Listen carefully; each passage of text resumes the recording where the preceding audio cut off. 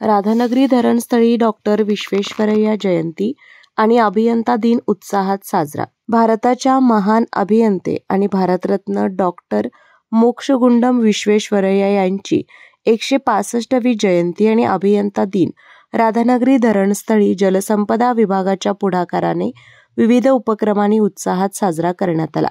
राजर्षी छत्रपती शाहू महाराज स्मृती केंद्रावर आयोजित अभिवादन कार्यक्रमात राधानगरी धरणाच्या 7 स्वयंचलित दरवाजांना पुष्पहार अर्पण करण्यात आले. याशिवाय परिसर स्वच्छ ठेवण्यासाठी स्मृती केंद्रावर स्वच्छता साधनांची भेट देऊन जनजागृती करण्यात आली.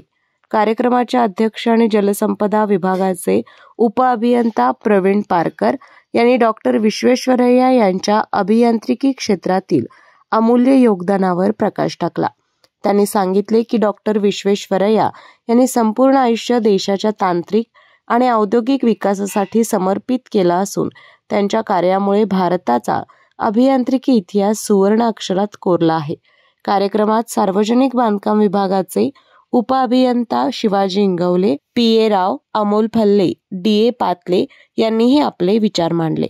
यावेळी Suresh Khaire, Sameer निरुखे, Virendra Mandlik, BS. Patil, MR. Patil, DV. Khamkar, किरण पारकर, सूर्यकांत नाईक, अक्षय देसाई, सचिन भाटळे यांसह विविध विभागांचे अभियंते उपस्थित होते.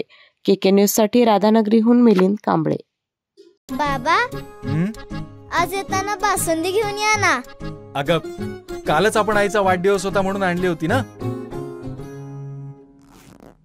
ऐकलं, गोकुळची बासुंदी पुन्हा खावीशी वाटतेय. खरं सांगू, मलाही खावीशी वाटतेय. पुन्हा पुन्हा खावीशी वाटणारी गोकुळ बासुंदी.